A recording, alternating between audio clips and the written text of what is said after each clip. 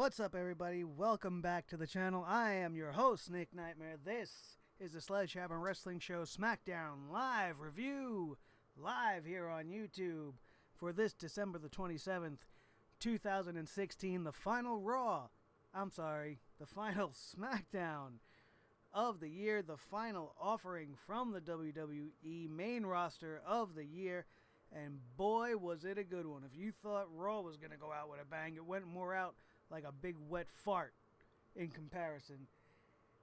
SmackDown was absolutely fantastic tonight. 2 hours, 3 matches. That's all they gave us. But 3 hell of a good matches they were. That was totally improper English, and I apologize for that. I'm just totally hyped that everything is working well right now. We got people live watching us right now. Do not be afraid to use the chat room. Say hello. Tell me what you're thinking. Tell me who you are. Introduce yourself if you are not subscribed to this channel. I don't know what the fuck you're waiting for.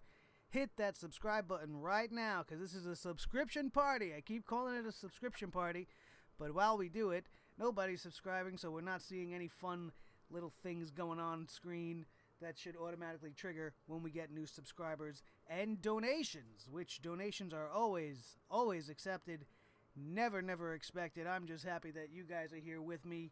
You do not have to donate, but if you feel the kindness in your heart to reach into your pockets and give me a little something, there is a link down below in the description to do so. Do not be afraid to check it out. Even if you want to just take a look, don't be afraid to look and see what I have to offer. Let's get into the show tonight. My God, what a difference a day makes. 24 hours from being lulled into a coma by Monday Night Raw, with the exception of Braun Strowman and the rise of Neville, which I am very much enjoying. Raw was shit, as usual, and SmackDown takes the reins and picks me up out of the gutter. SmackDown was building towards this show for weeks.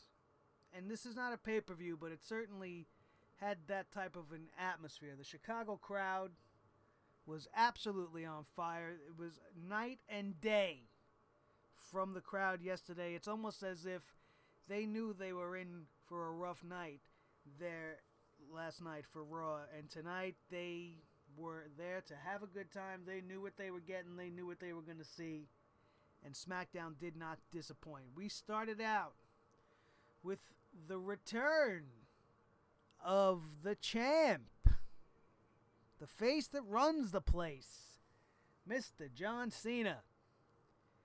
Came out to his usual mixed reaction, although I don't like to call it mixed, because it's very much heavily in the negative.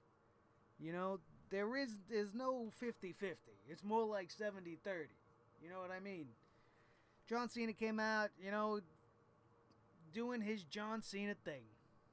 Came out, got the crowd all pumped. Nobody really gets the crowd as hype as John Cena, no matter what. He amplifies the show just by his presence being there. I hate to give him credit, but give it where it's due. The man is who he is. He comes back tonight. He gets everybody riled up. He hears the crowd chanting CM Punk once again, and decides to derail that by saying, "Are you chanting Cena sucks? I don't understand. I can't hear you. What are you saying?"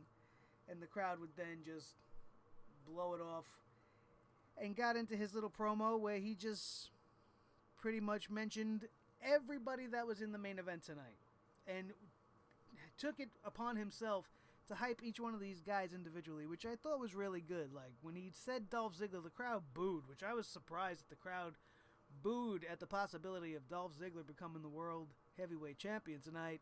Very surprised at that. But he said, listen, I know firsthand that one kick could change the course of everything here in the WWE, and Dolph Ziggler is the man that delivers those kicks. Then he said Baron Corbin, who again got booed, but that's much more expected than the Dolph Ziggler thing. I didn't get it. And he says, you may not like him, but he don't like you either, and he could definitely walk away the world champion. Definitely making each one of these guys, putting them over big time at the beginning of this show. And AJ Styles don't need to be put over. As soon as he mentioned him, the crowd went crazy. Cena put him over and pretty much said, so why am I here? The main event scene is good. The main event scene doesn't need John Cena. And the crowd started chanting for The Undertaker. The obvious thing that we all want to happen, to see John Cena and The Undertaker at WrestleMania. Still might happen, but it does not look to be like it's going to happen, to be happening the way I foreseen it to happen. It definitely did seem to me that tonight we saw the beginning of a possible Cena heel run, because The Undertaker can never be heel again. He is the ultimate WWE legend. So in order for Cena to even attempt to go up against The Undertaker, he'd have to take the heel role back. He definitely had more swagger tonight. He definitely was a lot more arrogant and came right out and said, this new era is bullshit. This is the my time is now era. I'm not going anywhere, and everybody that's here to take my spot needs to sit the hell down and get in line, because I'm John Cena, that's why, and I don't need any other reason besides that. And I thought that was pretty ballsy, and I really enjoyed his little promo for once, which I never really do. But I credit that to the fact that he's skirting on the heels of being that bad guy that we all hope John Cena will bring out at least one more time before he rides off into the sunset. We had Dasha Fuentes, who reminds me of Daisy Fuentes from MTV back in the day. I don't know if she's related in any way, being that they have the same last name, but I digress. She's outside the Miz's locker room door, and she's knocking and she wants to get a word in with the Miz. Maurice comes out, pays her almost no mind, disgusted at the sight of her, goes and gets the Miz. The Miz comes out and it's like, I don't want to talk to you. If anybody's going to have any questions for me, it's going to be Renee Young.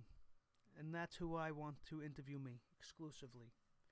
So, bye-bye, see ya, toodles, thank you, adios. I love the new Miz. I think he's probably the best transformation I've seen all year on the WWE roster. His microphone work, his in-ring work, his whole character, his persona has just been elevated to a whole nother level, and I've definitely enjoyed The Miz this whole entire year.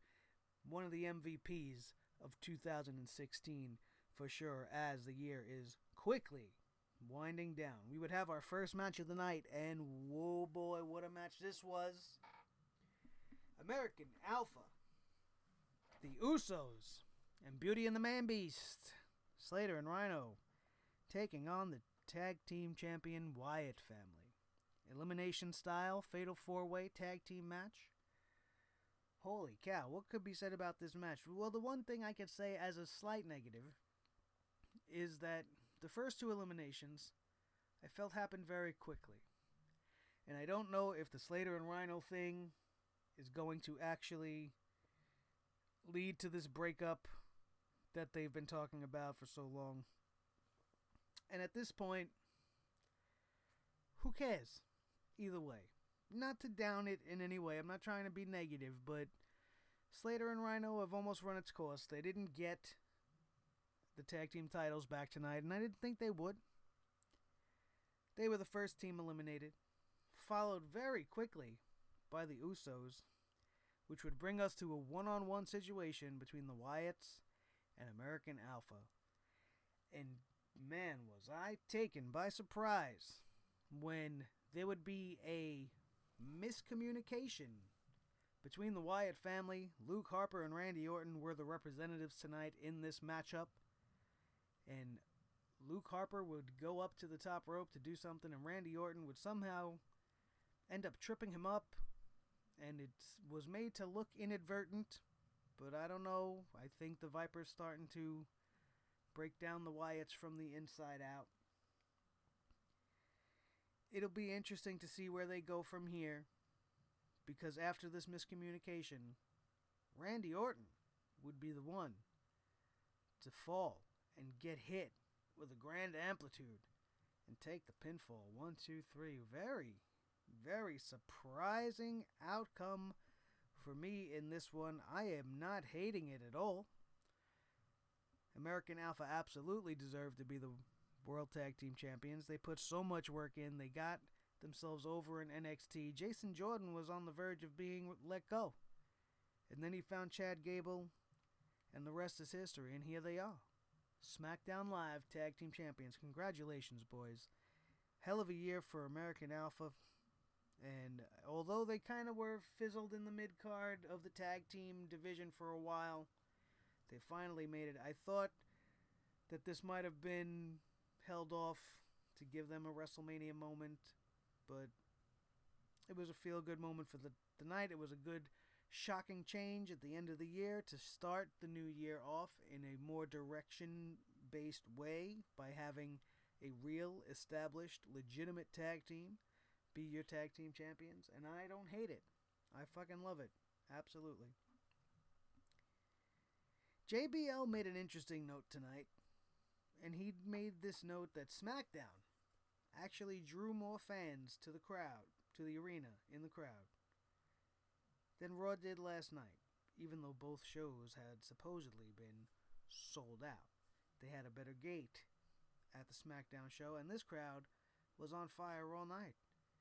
They were totally, completely invested in these matches, right there for every false 2 count, every close 3 count. They were right there. They were right involved in this match the way a wrestling crowd should be. I don't know what the fuck was going on last night with everybody just jerking off in the fucking Allstate Arena because there was nothing better to do.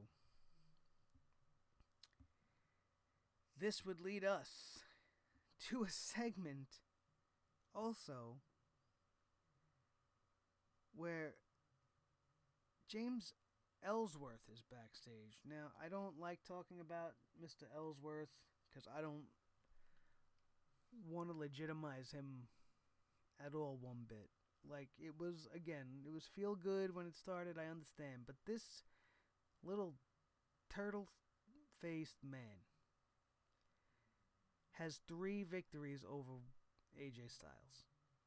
And that sickens my inner wrestling fan to the core.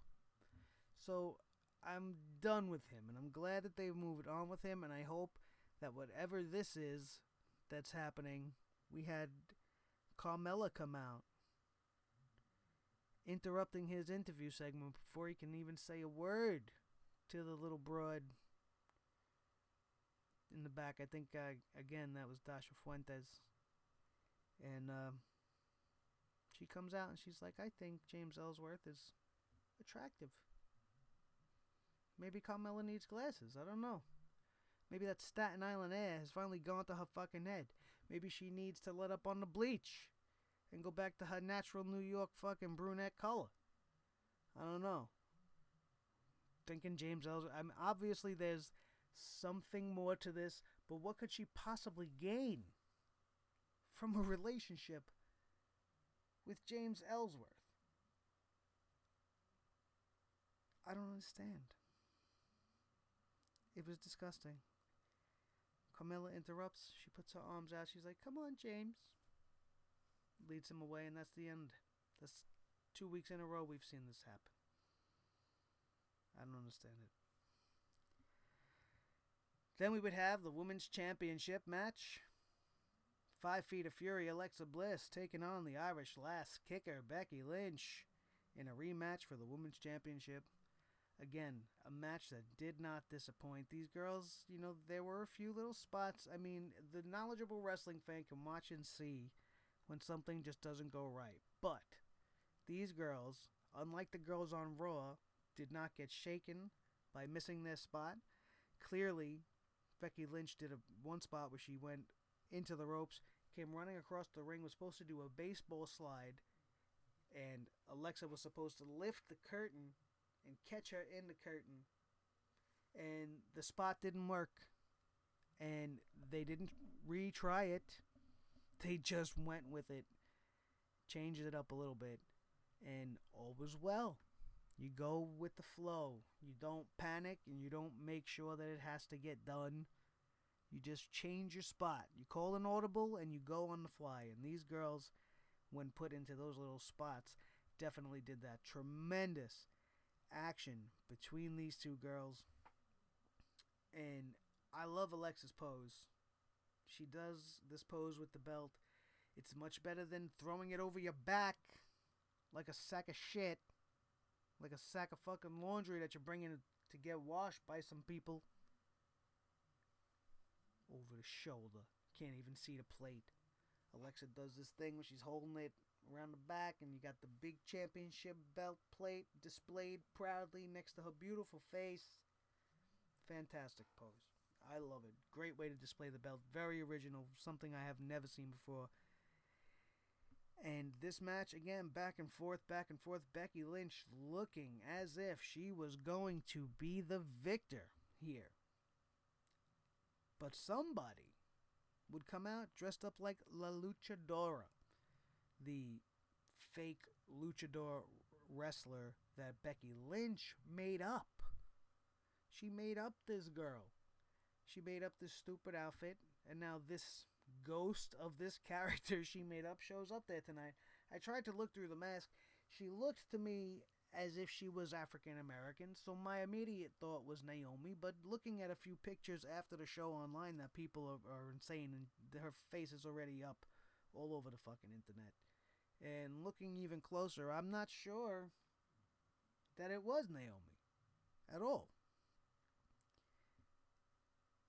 But I couldn't tell who it was. And this broad would come out and end up costing Becky Lynch the match, getting involved right before the end. As after Alexa Bliss, well, I don't know if she's really a great actress or is really flexible, but her fucking arm looked legit dislocated, legit broken. I mean, if it was a dislocation, you could definitely just pop it back in and go on with it. Or maybe she just can bend her arm back just enough to make you believe that shit. Unbelievable. Totally thought that something was wrong, but it wasn't. It was all shenanigans, as I like to say. And Alexa Bliss would come out and lariat the hell out of Becky Lynch. End up going in for the pin. 1, 2, 3. Becky Lynch loses. And Alexa Bliss remains our SmackDown Women's Champion heading into 2017. Big things probably in store for Little Miss Bliss. I can't wait to see what the hell is going to happen in the women's division here. It is definitely a hell of a lot better than everything going on the Red brand. That's for sure. For goddamn sure.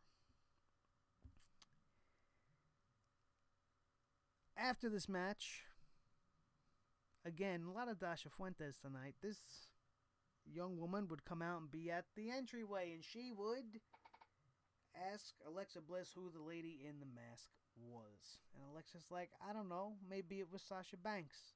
And Dasha's like, she was too big to be Sasha Banks. And she goes, well, maybe it's Nia Jax. The fuck do I know? And she just disappears into the backstage. Nice little end note there. So now we don't know if Alexa had any knowledge prior to this incident and had a plan with this mysterious La Luchadora 2. Crazy. Absolutely crazy. I can't wait to see what that holds. And if this is another new face for the women's division, maybe they signed somebody and we couldn't tell. My wife thought maybe it was Mickie James. I thought maybe it was Naomi. I couldn't tell who it was. But being that it's under a mask, maybe it was just a placeholder person who's holding the spot for whoever they're trying to put in there. I don't know. We'll see. It definitely didn't look like anybody else on the main roster. That's for shit sure. After this, Renee Young sitting outside the Miz's locker room door. Begrudgingly knocks on the door. Maurice comes out and gets in her face. She's like, you slapped my husband in the face. I'm going to kick your ass, or whatever she said in French. I don't speak French, so I don't know. I don't even think it was French. It was just so low and she wasn't mic'd, so I couldn't really tell what she said. The Miz comes out, calms it down, takes his time, and gets ready for the interview. Renee asks her question. The Miz feels crowded by all the security. He tells security, get the hell out of here. Get away from me. Stop breathing on me. Thank you. Goodbye. And then Renee would go on to ask her question. And just as the Miz was about to answer, there's another security guy behind him. As the camera pans out, it's Dean Ambrose.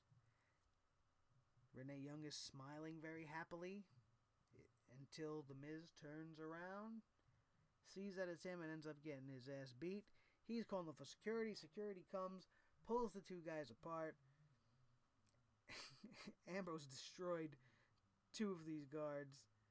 The whole thing was freaking great. And then he would take his walkie-talkie and announce to everybody on the staff that we're all clear here. Everything is good. This was a great segment.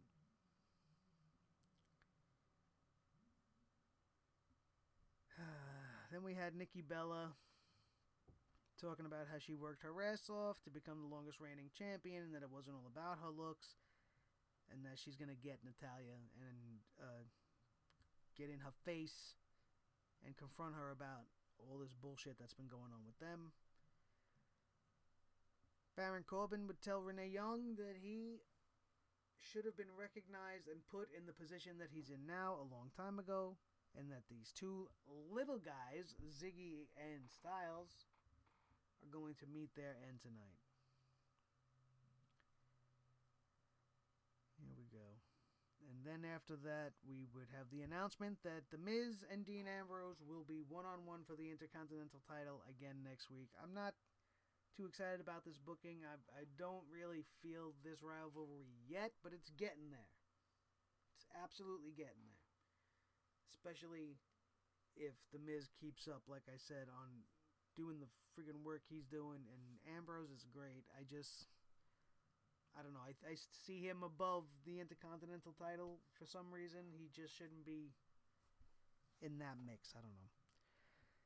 WWE World Championship, AJ Styles, Dolph Ziggler, and Baron Corbin in a match that I wish I would be able to put in the voting now. That I should have waited until this week and then gave you guys 3 days to vote, because this might have been the match of the year. Baron Corbin had a coming out party tonight. He looked like a legit beast in this match. Absolutely fantastic. Couldn't be more happy with what I seen from him.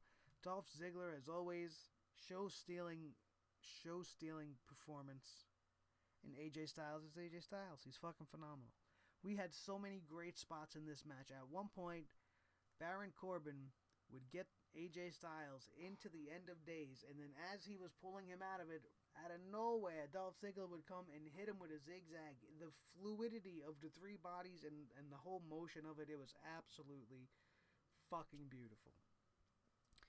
This match was very well contested between all three men, and it would come down to Baron Corbin hitting the end of days of Dolph Ziggler, and as he got up, he would eat a phenomenal forearm to the mouth, end up outside the ring. AJ Styles would get the pin on Dolph Ziggler, ending the match. Fantastic finish. Everything about this match was perfect. One other spot I want to mention which absolutely took my breath away. Again, a thing of beauty. The three men were wrestling around on the outside. Baron Corbin would end up being placed on the table. Actually, would get his chin rocked by a super kick and end up laying out flat on the table. And what would we have happen? We have both Dolph Ziggler and AJ Styles climb on top of the barricade behind where the announcers would be sitting and simultaneously hit aerial maneuvers. Dolph Ziggler with an elbow drop, AJ Styles with a double leg drop, putting Baron Corbin through the table for quite a long time. It was a fantastic thing of beauty. They showed it in slow motion. It made it look 110 times even better. These guys put on one of the best matches I've seen from the main roster in a very, very long time. And this would lead to the show now ending with another appearance by John Cena. And he would come out and strip for some reason I don't know why he felt the need to take his shirt off to tell AJ Styles, congratulations. You did a good job with this belt. But now I'm coming for you. That's pretty much it. That's what we had as the end. Cena and Styles facing off in the middle of the ring. We know what the future holds for the blue brand. It's going to be a great year when it comes to SmackDown Live. I remember a time when SmackDown wasn't even on my watch list. When they did the original brand split and The Undertaker ended up over there, I was very upset. I did not enjoy SmackDown very much back then. It was very much viewed in the same light as you would view maybe a TNA now. It was just a lot of nonsense and people you didn't get behind, people you didn't know, people you didn't care about. They were trying things. It was on network TV, so they couldn't be as risque at the time as they were still doing a lot of bra and panty stuff. And Al Wilson marrying Dawn Marie. Like shit like that. It was all happening on SmackDown. And I didn't watch it. And Raw was the show. I watched Raw. I watched Nitro. Didn't care for SmackDown. It would get a little better as the years went on. We would have the era of SmackDown with Edge and Vicky, who just absolutely made me want to vomit. And the sound of her voice used to make my skin crawl and my hair stand and my ears just completely seal shut. But there's a part of me that misses Vicky Guerrero because after her initial year, she came into her own and she was quite entertaining.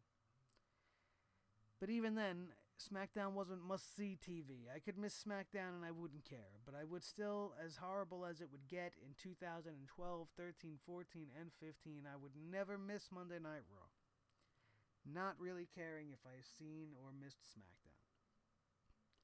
And now the shoe is on the other foot. I don't want to watch Raw anymore. Until they start making some real changes. But goddamn it, I love Tuesday.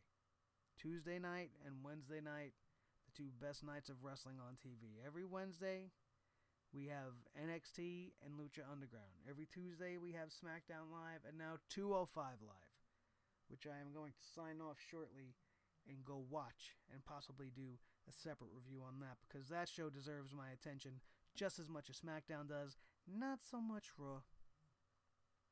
It's almost like a job. When you got... I gotta fucking go to work tomorrow. I'm not looking forward to it at all.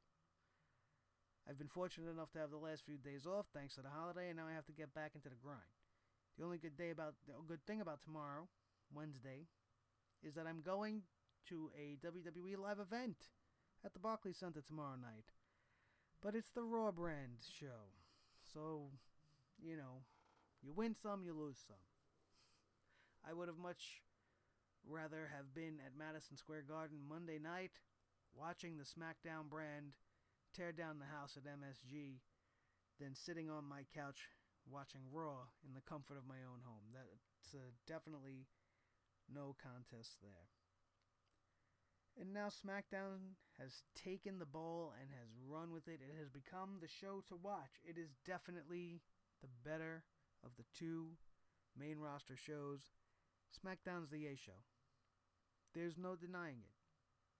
Raw is 3 hours of NyQuil on screen.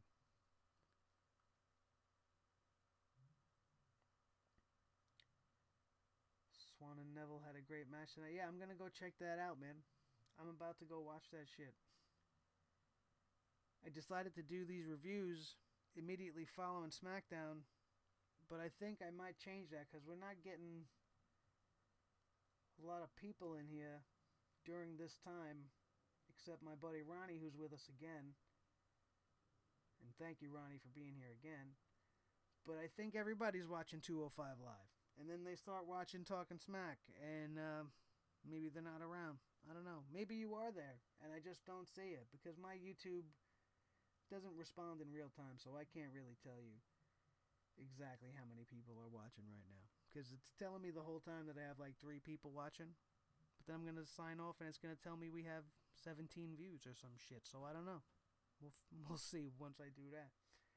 Anyway, getting off track here. SmackDown now is the better show. It's unfucking believable how things have changed. And the two biggest glaring differences I could say between the two shows is that, think about Raw last night. We had about 30 minutes total of wrestling in a 3-hour show. And I'm being generous, because most of the matches last night were 2, 3, maybe 5 minutes tops. And what did we have? 5, maybe 6 matches? So you're talking 25 to 30 minutes of wrestling. And tonight we had about an hour and a half of wrestling in a 2-hour show in 3 matches, which means each match was given time to be as great as each individual match was. And I think, Ronnie, you are right. I think next time I will wait until after Talking Smack, because Daniel Price isn't here, my buddy Alyssa's not here, nobody's here because they're probably all watching my other shit. And that's fine. I still love them anyway. Just like I love you, Ronnie, and I love the rest of you that are watching. If you're out there and you weren't in the chat room, shame on you. You should be in there talking to us and getting involved. If you were not out there, then you missed it, and you shouldn't miss it again. I am Nick Nightmare. We will be back next week with our first show of 2017, this being our very last show of our very first year here on YouTube. Thank you so much to everybody who has subscribed and have watched my videos. We're up to about 800 views and maybe 18 subscribers. I hope maybe in 2017 we can get to 1,000 subscribers. Would be amazing, but even 100 is a more reasonable goal. I hope to get to that one first. And you guys can help me out by sending the word out there. Get your friends involved. Get your wrestling buddies involved. Tell them that there's a show out there that they could be part of, not just sit around and listen to, as most people, that's the show that you get. So, I'm going to wish everybody a very good night. For my boy Blue, who loves the Blue brand as much as I do, and loves you guys. Have a good night, and we will see you this weekend for the Nightmare Room. And don't forget, New Year's Day, the Pro Wrestling Awards Show, right here on the Sledgehammer Sports Network. Have a good night.